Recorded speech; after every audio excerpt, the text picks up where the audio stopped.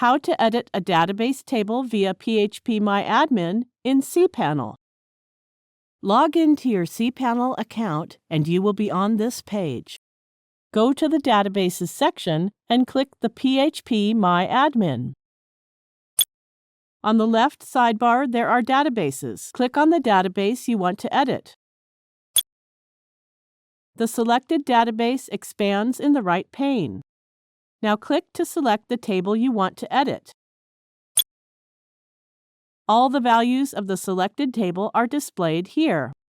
Now click the Edit button of that particular row which you want to edit. For example, to change the blog name, click this Edit button.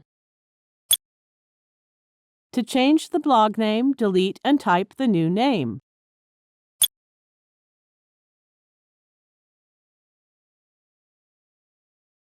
Now click the Go button of this text editor. Notice that the blog name has been changed. Similarly, you can edit other entries of different tables and databases. Thank you for watching.